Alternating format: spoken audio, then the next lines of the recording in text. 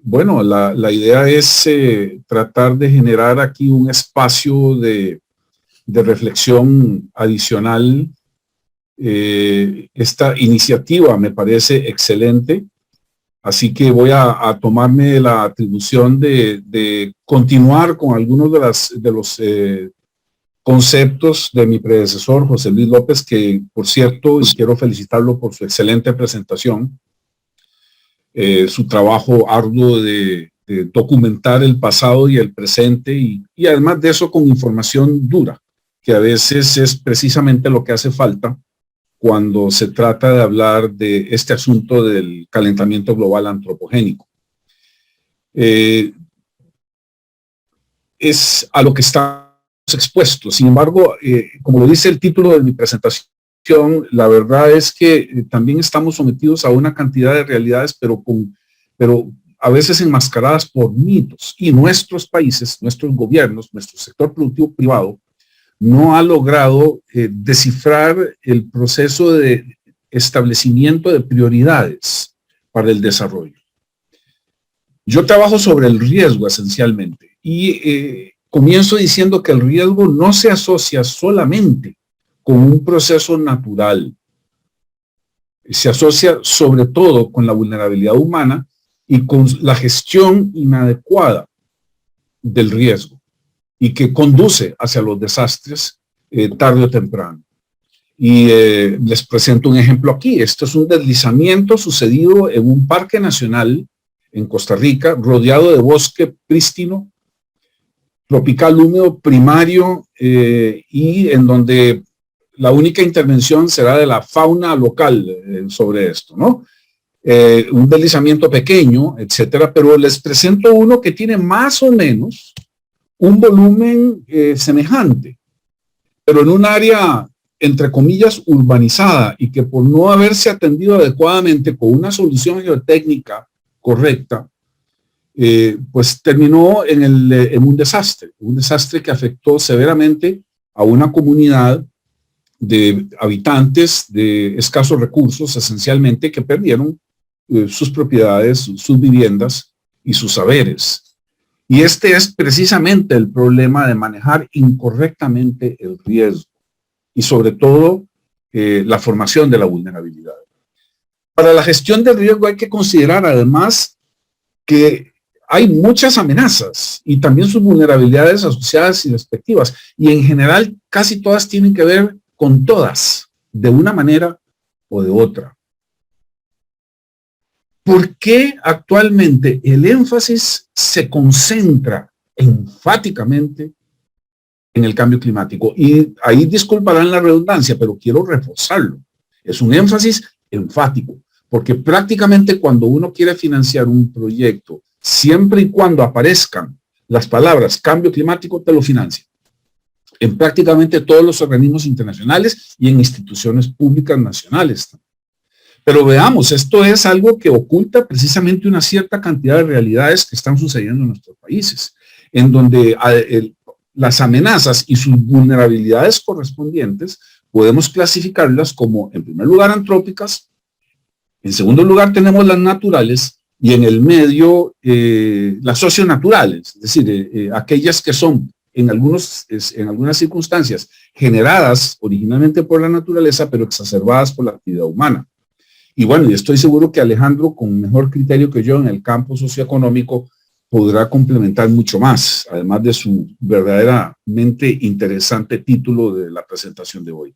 Entre las antropogénicas podemos comenzar con las ambientales, la contaminación, la degradación de tierras, el calentamiento global antropogénico, la disposición inadecuada de residuos sólidos, accidentes nucleares, industriales, derrames, incendios, explosiones, y el deterioro de la biodiversidad y de los bancos genéticos. Aquí tenemos varios ejemplos en América Latina, algunos de ellos incluso en Venezuela, en Costa Rica, que ahora pues se engalana con una gran imagen conservacionista del ambiente, cuando en realidad pues a los turistas no le enseñamos otras realidades complementarias, diría yo. Tenemos también las amenazas socioeconómicas derivadas de la pobreza, de las migraciones masivas, que afectan prácticamente a todo el mundo y que ahora también se le echa la culpa al cambio climático. Curiosamente, cuando las raíces las encontramos precisamente en todo lo que vamos a ver aquí, de aquí en adelante. Amenazas a la salud, con o sin intervención humana, hambrunas, epidemias, pandemias, accidentes e inseguridad ocupacional y laboral.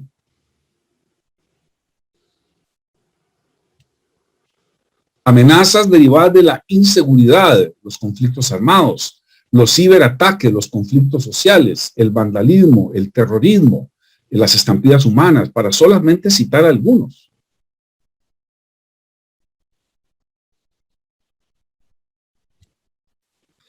Dentro de las naturales podemos citar las hidrometeorológicas y climáticas, variabilidad y cambio climático, ciclones, sequías, inundaciones, tornados, tormentas de polvo de arena y marejadas. Y aquí quiero hacer un pequeño paréntesis a lo cual voy a referirme un poco más adelante. El cambio climático es natural, existe desde que existe atmósfera en nuestro planeta, 4.200 millones de años, segundos más, minutos menos, tal vez.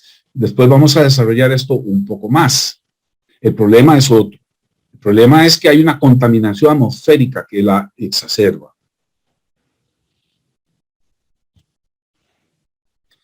Las amenazas de la geodinámica externa, erosión, inestabilidad de laderas, deslizamientos, aludes torrenciales, ascenso del nivel del mar, impactos de meteorito y basura espacial. Esto, bueno, debería alojarse realmente en una casilla que se llamaría tal vez amenazas cósmicas o extraterrestres o orbitales. Lo vimos ahora con la caída de este pedazo de aparato viejo de los chinos que cayó encima. Sin embargo, bueno, no me cabe el espacio en la superficie de la página de PowerPoint. Y las amenazas de la geodinámica interna, entre ellas la sismicidad, los tsunamis, la licuefacción de suelos, el volcanismo, la lluvia ácida y los lahares, que tienen repercusiones, la interna también sobre la externa, desde muchos puntos de vista también.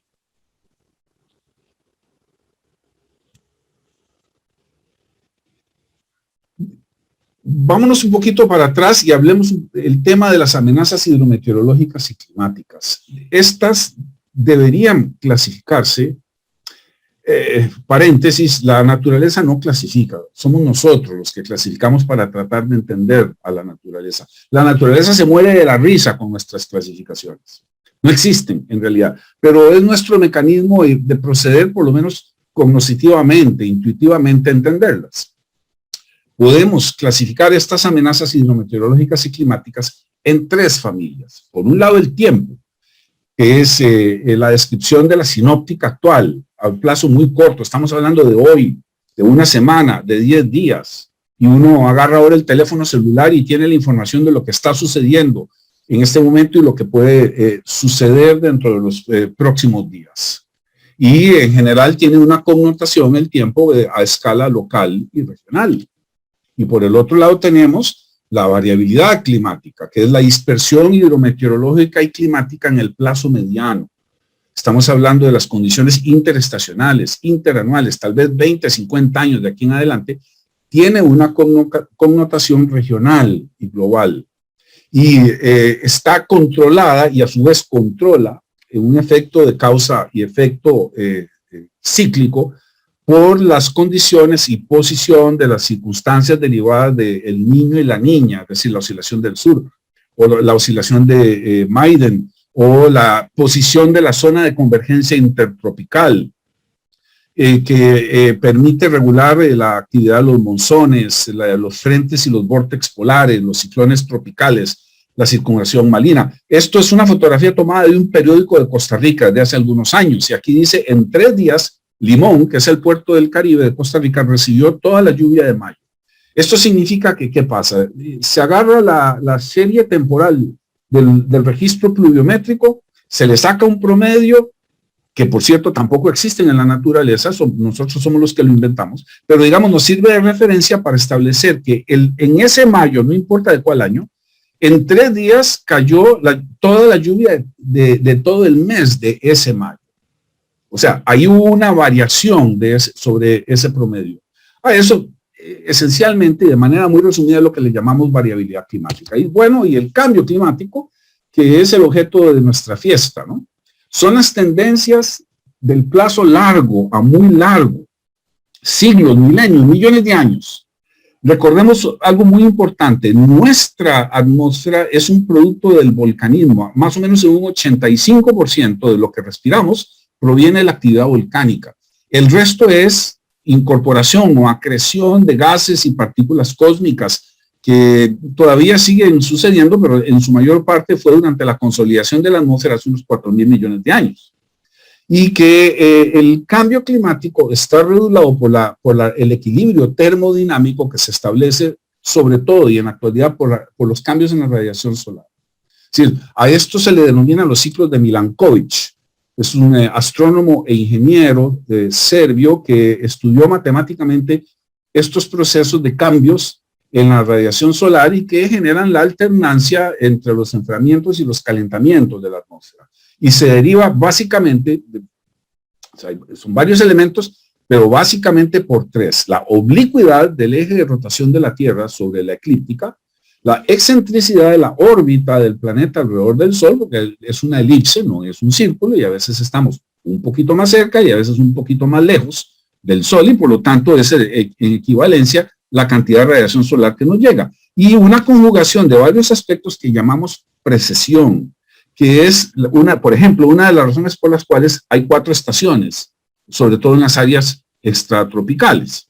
Bueno, en la actualidad, además de este origen, llamémosle astronómico del cambio climático, tenemos la emisión del exceso de antropogénico de gases, vapores y partículas a efecto de invernadero. Y esto es algo muy importante porque ahora todo el mundo habla de gases a efecto de invernadero.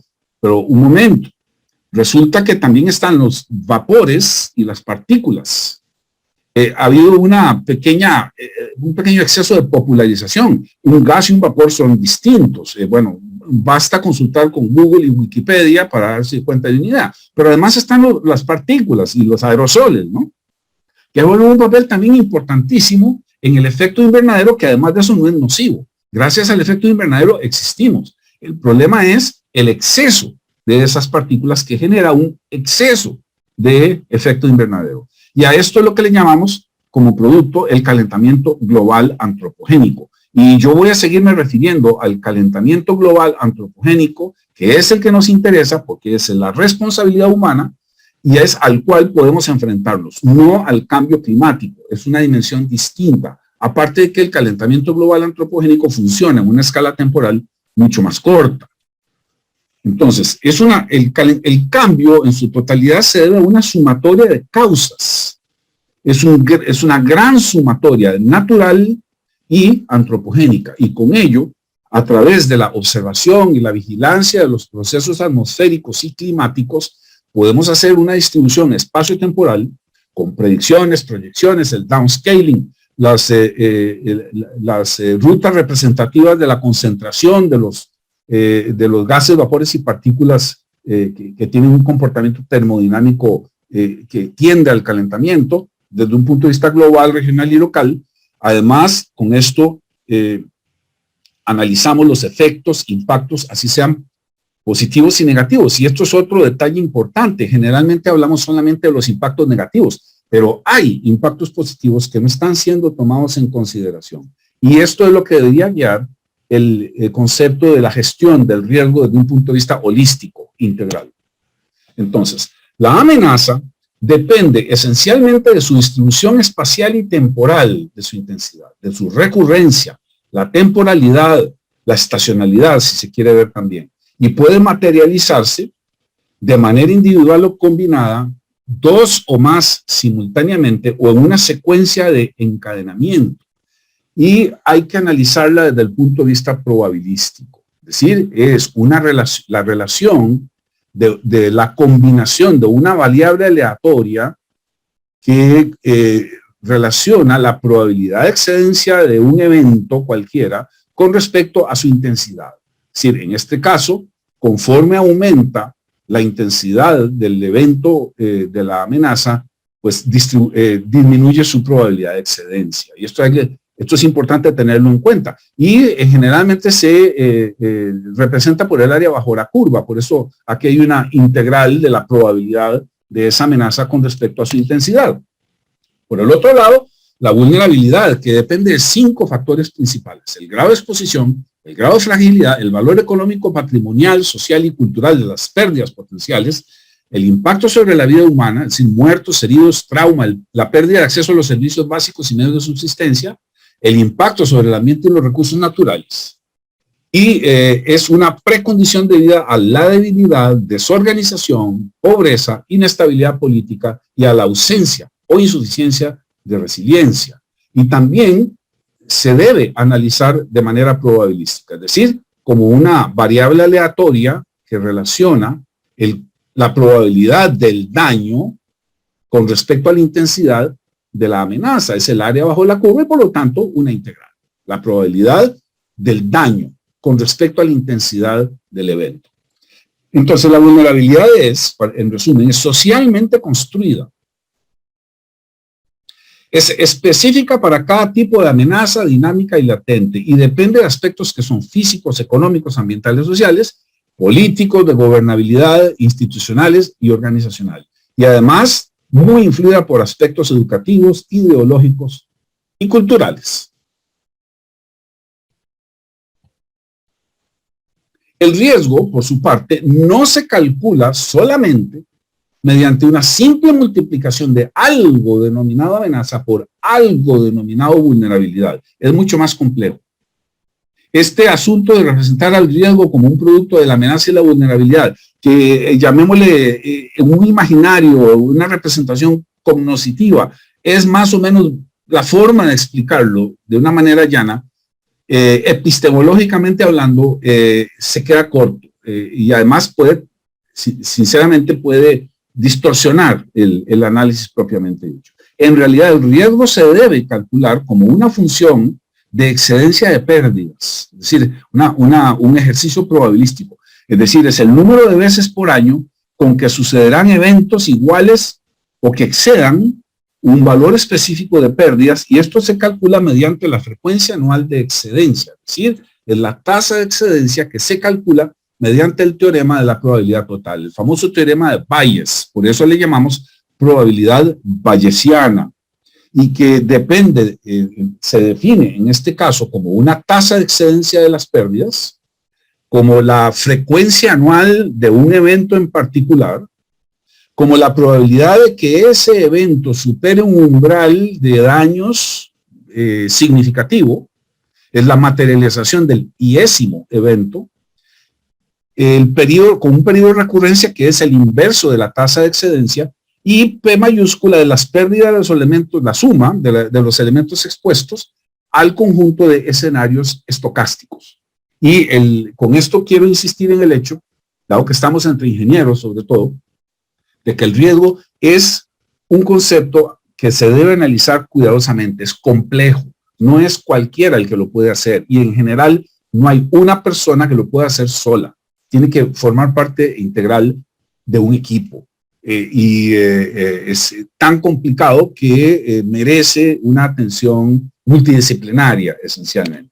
Entonces, la evaluación del riesgo bajo estas condiciones se realiza por medio de la combinación, en efecto, de lo que llamamos amenaza y vulnerabilidad desde el punto de vista probabilístico, y calculamos los daños, las pérdidas, y las representamos mediante métricas como la prima pura, la excedencia de las pérdidas o la pérdida máxima probable, estimamos daños y pérdidas, y en función de los escenarios construidos es que pueden orientarse los procesos de gestión del riesgo. Es decir, las soluciones al riesgo, comenzando esencialmente por la solución de la vulnerabilidad.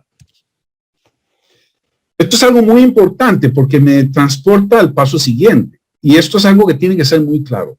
En situaciones de desorden territorial, el riesgo se construye más por la vulnerabilidad y sobre todo por la exposición que por la amenaza. Y esto complementa muy bien con lo que acaba de decir el doctor José Luis López anteriormente. Es fundamental esto. Esto es el barrio de La Fuente, en Ciudad Neyli, en Costa Rica, cerca de la frontera con Panamá, en el sureste de Costa Rica, luego de cómo fue destruida con 32 muertos durante las lluvias intensas provocadas por el huracán Joan en octubre del 88. Un dique de protección, y yo odio los diques de protección, para mí son revólveres en la 100, se rompió en la parte superior, pero no se rompió abajo. O sea que el dique formó finalmente una especie de embalse de lodo. Y ahí fue donde las personas murieron atrapadas en el lodo. Y esto es la imagen de cómo quedó en octubre del 88. Esto es la imagen de Google Earth de marzo de 2020, el mismo barrio. Y fíjense cómo está. Está prácticamente reurbanizado. Hay más gente incluso.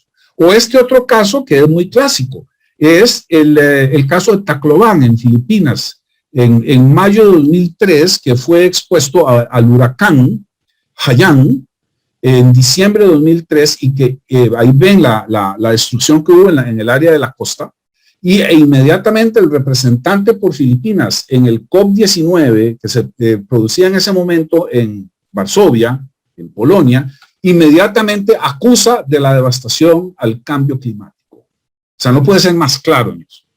Bueno, a ver, ahora les muestro la imagen de satélite de Tacloban en mayo de 2015. El área destruida por el huracán, reconstruida prácticamente en su totalidad. Entonces, la próxima vez que venga un huracán, bueno, le van a echar la culpa al cambio climático. En Costa Rica ha habido situaciones parecidas. Esto acaba de suceder el 24 de julio de 2021.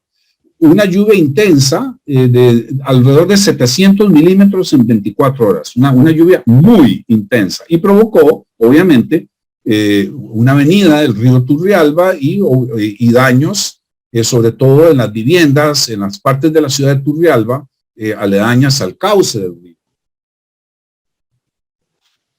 E inmediatamente el presidente de la República de Costa Rica salió a decir que estas lluvias tenían que ver con el cambio climático. Y con todo el respeto, señor presidente, está equivocado o está mal asesorado. ¿Por qué? Porque en realidad estas lluvias ya tenían precedentes. Tienen un periodo de recurrencia de alrededor de 75 años. Solamente. No fueron ni siquiera lluvias extremas, ni avenida del río extremo. Hay en este momento 5 lluvias de alrededor de este orden de magnitud de precipitaciones registradas en los últimos 125 años en esta parte del territorio de Costa Rica. Y ya el Instituto Meteorológico, pues el doctor Poleo, uno de los funcionarios, ya explicó que en realidad esto no tiene nada que ver, no tiene relación con el cambio climático. No se trata de una modificación del clima del lugar, porque es usual que estas zonas reciban enormes cantidades de lluvia. Se trata más de variabilidad climática, que son condiciones excepcionales que se repiten en el tiempo. Y además, no sé, eso de excepcionales o extremos. Una lluvia de 75 años. El doctor José Luis López acaba de decir, el sistema de drenaje se diseñó para 100 años de recurrencia, que es más o menos estándar en este tipo de obras. Entonces, el riesgo derivado de las amenazas hidrometeorológicas y climáticas actuales y futuras deben evaluarse integralmente. Es necesario diferenciar la influencia en el corto, mediano y largo plazo de la variabilidad climática y del calentamiento global antropogénico. Es decir, según los horizontes temporales que uno quiera asignarle, 30, 50, 100 años, lo que sea, hay que diferenciar la variabilidad de los eventos hidrometeorológicos extremos y no extremos. Y aquí me detengo un punto que es muy importante. El énfasis se le está dando ahora a los eventos extremos, entre comillas. En primer lugar, nadie ha definido qué es extremo. O sea, un periodo de recurrencia de 75 años ya fue considerado en un momento dado en Costa Rica como si fuera un evento extremo. Y eso a mí me parece una falacia o una falencia analítica. Y esto hay que ser muy claro. Y en segundo lugar, entre el periodo de recurrencia de un evento extremo y otro evento extremo, que para mí son 500 años o más, quizás 1000, Hay que ver, digamos, la forma, doctor José Luis López podría después aclararlo, con la cual se diseña, por ejemplo, el vertedor de una represa hidroeléctrica, por decir algo. Es un periodo de recurrencia mucho más generoso que eso. Pero entonces, entre el periodo de recurrencia suceden eventos que van a ser considerados no extremos, que a la postre terminan siendo mucho más destructivos por la suma de los efectos, impactos, daños y pérdidas, y sobre todo también por el hecho de que afectan comunidades más pequeñas, que son las que más sufren en esto. Entonces resulta que ahora los eventos extremos no importan. Entonces ahora le agregamos el factor de influencia derivado del calentamiento global antropogénico. Para ello aplicamos modelos globales definidos por el downscaling, o sea, la reducción de escala, o las rutas representativas de la concentración de los gases, vapores y partículas de efecto invernadero correlacionados con el contexto local. Esto implica una intensificación de los eventos extremos y de los no extremos de la variabilidad climática, es decir, estamos hablando del delta amenaza, y además de esto tiene que complementarse con el análisis del delta vulnerabilidad. Yo he visto cantidad enorme de estudios hechos con una amenaza proyectada a 50 años, pero con la vulnerabilidad actual. Eso no tiene absolutamente ningún sentido. Y entonces se evalúan y deben evaluarse los impactos negativos y positivos para evaluar el riesgo derivado del calentamiento global antropogénico y entonces definir las pautas de la gestión del riesgo, incluida la adaptación al cambio climático, la adaptación como parte de la gestión del riesgo, no como un ejercicio separado que genera duplicación de esfuerzos y hasta competencia por recursos. Entonces, estos escenarios los construimos con base, en primer lugar, en las hipótesis, que se fundamentan en el incremento de la temperatura atmosférica y oceánica, que aumentan los días cálidos, olas de calor y estrés térmico, y con ello deterioran la calidad de la vida humana, animal, vegetal y el impacto sobre los bancos genéticos y la biodiversidad, la menor cantidad de lluvia, que puede generar un déficit en el balance hídrico y por lo tanto una menor disponibilidad del recurso hídrico y mayor estrés hídrico, mayor intensidad y frecuencia de sequías y deterioro de la tierra, y menor inestabilidad de laderas, que en este caso podría considerarse también como un impacto positivo. El incremento multidimensional de la relación IDF, es decir, una mayor intensidad, duración y frecuencia de las lluvias intensas, que generan mayor inestabilidad de laderas, avenidas más intensas de los ríos, inundaciones y erosión pluvial, el ascenso del nivel del mar, que generan transgresión marino-costera y litoral, inundación y erosión en áreas costeras, humedales y lacustres, pero como estamos hablando también, aquí hay un pequeño paréntesis, de horizontes temporales de 50 años o más, y yo les puedo informar, Costa Rica se levanta a razón de 1 o 2 centímetros por año, o por varios años. Es decir, en 1991, el litoral del Caribe de Costa Rica, en el sector alrededor de Limón y hasta más o menos la frontera con Panamá, se levantó en promedio entre 0,90 y 1,40 m sobre el nivel del mar. Es decir que, ¿por qué no pensar que también hay que analizar aquí el proceso de levantamiento tectónico de la corteza terrestre en estas áreas,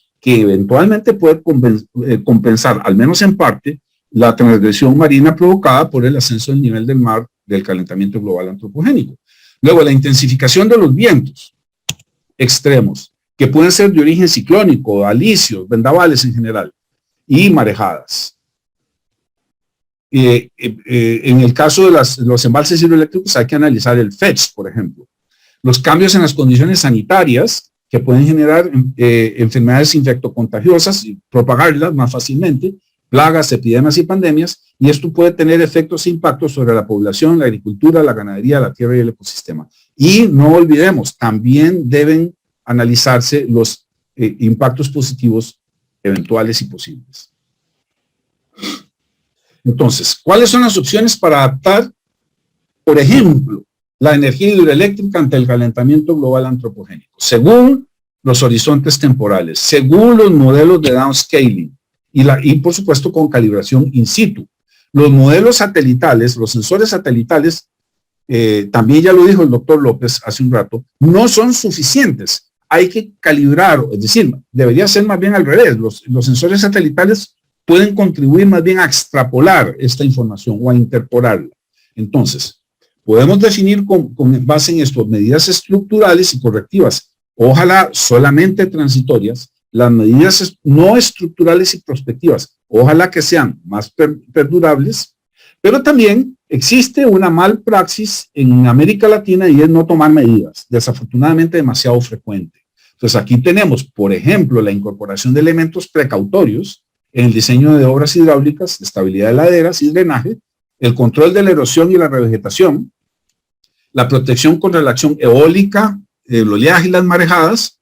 De este lado tenemos, en este caso, la planificación y el ordenamiento territorial, los códigos y marcos regulatorios sobre construcción y seguridad, la reducción de la vulnerabilidad socioeconómica, la retención y transferencia financiera del riesgo, la gestión del ambiente y los recursos naturales, el manejo de cuencas y la gestión del recurso hídrico, la gestión de emergencias y desastres mejorada, la continuidad socioeconómica, operativa y funcional. Y no tomar medidas es una opción siempre y cuando se tome en cuenta que hay un riesgo aceptado y hay que definir si es aceptable y tolerable también.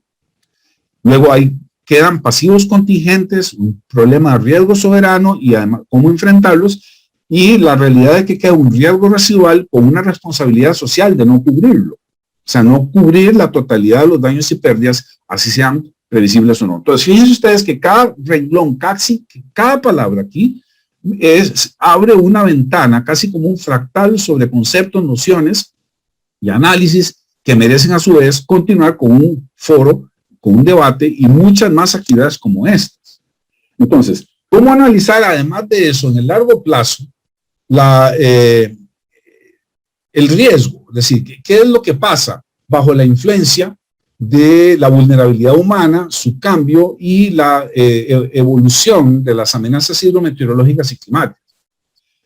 Tenemos que ser además esto aquí muy claros. En la actualidad, la mayor cantidad de daños y pérdidas son causados por esa vulnerabilidad humana ante la variabilidad climática y los sismos. Mucho más que bajo la influencia del denominado cambio climático, que en realidad es calentamiento global antropogénico.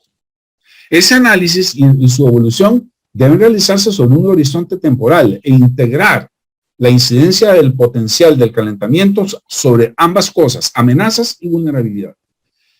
Probablemente estos cambios no serán súbitos, sino progresivos. Por lo tanto, los analizamos bajo el concepto del delta, riesgo, como una convolución probabilística del delta amenaza y del delta vulnerabilidad. Es decir, es un cambio en el riesgo derivado del cambio de la amenaza con una relación convolutiva del cambio de la vulnerabilidad definida como la capacidad de la amenaza de generar daños a lo largo del tiempo.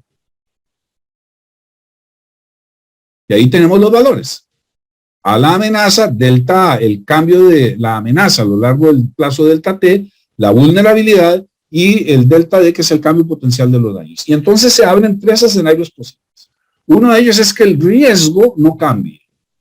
Es decir, el delta riesgo es igual a cero. Puede ser que en algunas áreas el riesgo más bien disminuya. Y en general nos vamos a concentrar por ahora en la posibilidad de que el riesgo aumente. Entonces, ese riesgo nuevo debe ser identificado separadamente y agregado al que ya se deriva de la variabilidad climática. Entonces, ¿cómo analizamos esto? Por un lado tenemos, siempre bajo la premisa del delta riesgo como una combinación convolutiva de amenaza y de vulnerabilidad, de la probabilidad de excedencia de las pérdidas a partir de la intensidad de la amenaza. Entonces, la hipótesis es que el calentamiento global antropogénico va a cambiar esa amenaza, la va a intensificar, la va a hacer mayor a lo largo del tiempo. Es decir, a partir de una amenaza actual derivada de la variabilidad climática, habrá un incremento de esa amenaza causado por el calentamiento global antropogénico y tenemos una amenaza total. Esto se hace también por medio de la convolución y se relaciona con el cambio de la vulnerabilidad a partir de la vulnerabilidad actual. Ahora, esta vulnerabilidad actual de todas maneras aumenta sin cambio climático, sin calentamiento global antropogénico, porque tenemos más población, tenemos en general más pobreza, más inequidad, menos resiliencia y una extensión espacial que implica más exposición de las áreas urbanas y de los medios de subsistencia en términos generales. Entonces, la vulnerabilidad aumenta por sí sola sin necesidad de nada más, pero también aumenta porque precisamente está aumentando la fragilidad, o sea, disminuye la resiliencia porque las poblaciones se vuelven teóricamente menos resilientes debido a la influencia del calentamiento global antropogénico. Entonces, la vulnerabilidad total va a ser el producto de la vulnerabilidad actual, más el cambio de la vulnerabilidad derivado por su aumento natural, vegetativo de la vulnerabilidad, más la vulnerabilidad que aumenta con el calentamiento global antropogénico. Entonces el riesgo, en este caso, también va a cambiar. A partir de la relación del riesgo, es decir, la probabilidad de excedencia de los daños y pérdidas con respecto a la intensidad de la amenaza actual, estamos hablando de amenazas con periodo de recurrencia constante para normalizar el análisis. El calentamiento global antropogénico va a elevar ese riesgo y va a generar un riesgo total configurado por una amenaza total y una vulnerabilidad total. Pues no es sencillo analizar el efecto impacto del calentamiento global sobre la evolución de las amenazas hidrometeorológicas. Hay experiencia en el manejo de la variabilidad climática y eventos hidrometeorológicos y geodinámicos intensos, pero es poco lo que se ha investigado con respecto al calentamiento global antropogénico y a la amplificación de los extremos y frecuencia de los no extremos de la variabilidad climática. Entonces, pensemos en dos escenarios, de la probabilidad de excedencia de la materialización del evento y el valor del parámetro que estemos analizando, IDF, por ejemplo. Entonces, tenemos la relación actual, un caudal, por ejemplo, el caudal pico de un río o de una lluvia. ¿Okay? Esto es lo que sucede actualmente. ¿Qué es lo que puede suceder en el futuro? Digamos que esto es lo que puede suceder en el futuro. Es decir, hay un cambio en esa distribución espaciotemporal de la precipitación, de los caudales, de las temperaturas, etc. Entonces, cambia la probabilidad de excedencia, por un lado, evidentemente. Pero también cambia los valores y condiciones promedio extremos también.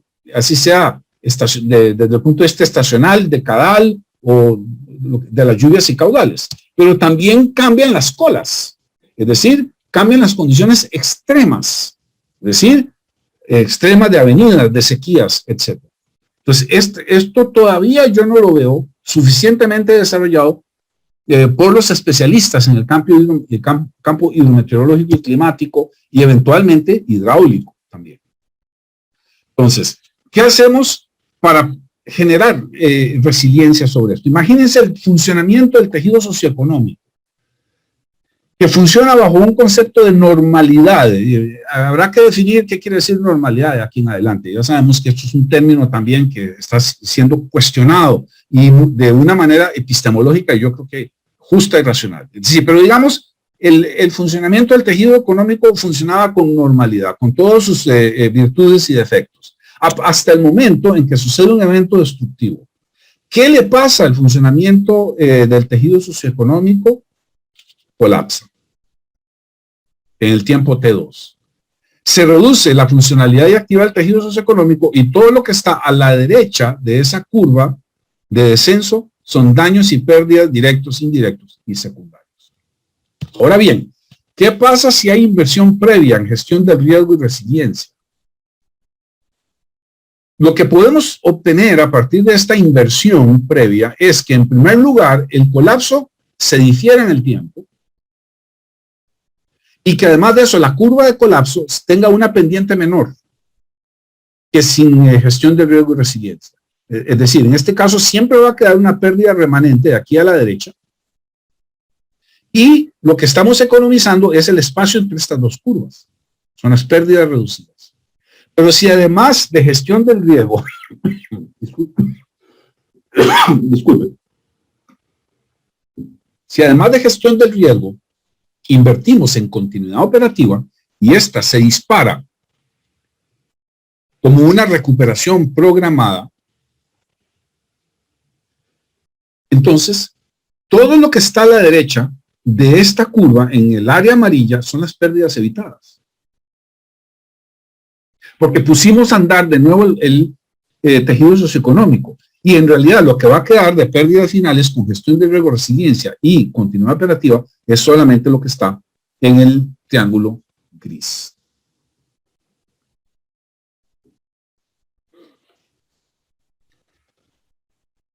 Para ir terminando, necesitamos comprender y mejorar el significado del riesgo derivado del calentamiento global antropogénico. Es complejo el riesgo, es multivariable y la relación entre sus factores aún está insuficientemente documentado y comprendido. Hay que aplicar la racionalidad y la ciencia. Olvidémonos de mitos y de ideologías. Hay que separar la influencia del calentamiento global antropogénico del cambio climático natural y de los extremos de la variabilidad climática y sumar el impacto de los eventos no extremos aparte de los extremos y con ello evaluar la vulnerabilidad económica, ambiental y humana. El problema que tenemos es que hay escasez de datos e información en nuestros países y esto obstruye los cálculos, la aplicación de modelos probabilísticos robustos y el manejo de las incertidumbres.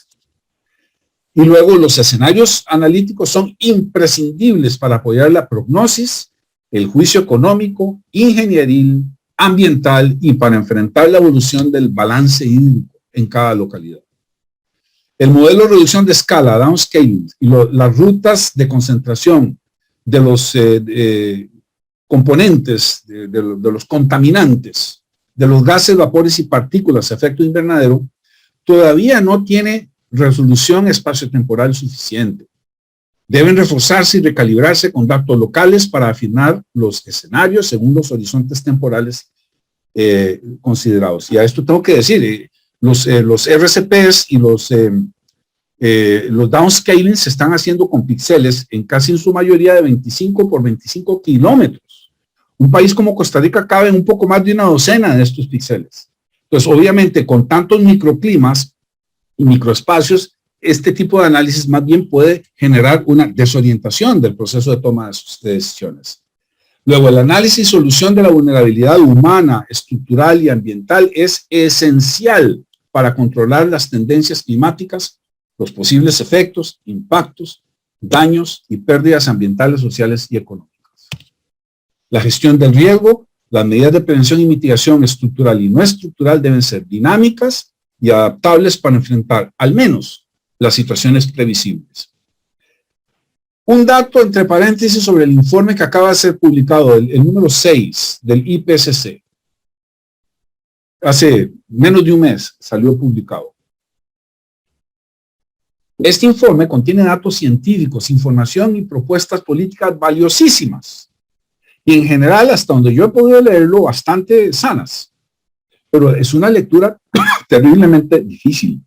Necesita de muchísimo análisis y asimilación. El resumen para formuladores de políticas es denso y complicado de interpretar hasta para quien tenemos una formación en ciencias e ingeniería.